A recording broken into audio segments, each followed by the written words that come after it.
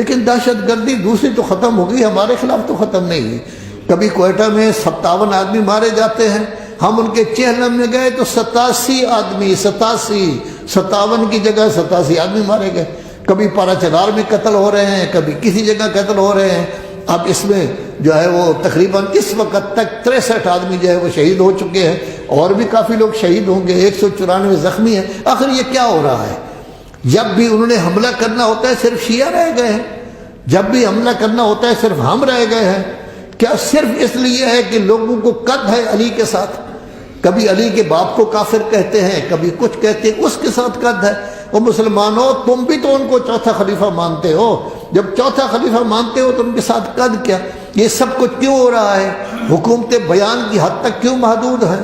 ان کو کچھ نظر کیوں نہیں آتا؟ حکومتیں اندھی کیوں ہو گئی ہیں؟ آنکھیں ان کی کوئی نہیں ہے۔ قمر باجوہ صاحب اس وقت کیا کر رہے ہیں؟ کیا صورتحال ہے؟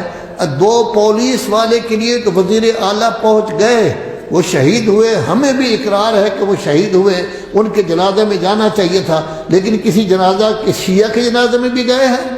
کبھی کوئی بڑا وزیر گیا ہے، کبھی کوئی قمر باجوہ صاحب گئے ہیں، کبھی کچھ گئے ہیں۔ آخر یہ کیوں؟ ان کے ساتھ کیوں قد ہے؟ یاد رکھیں، پاکستان بنانے والے شیعہ تھے، محمد علی جناح سنی نہیں تھا، راجہ محمود آباد سنی نہیں تھا، راجہ غضنفر علی سنی نہیں تھا۔ ان لوگوں کی جائیدادیں لگی ہیں اور پاکستان کی حفاظت بھی کریں گے، لیکن ہمیں مجبور نہ کیا جائے کہ ہم بھی کوئی اقدام کریں کہ ہم نے کیا کرنا ہے کیا نہیں کرنا۔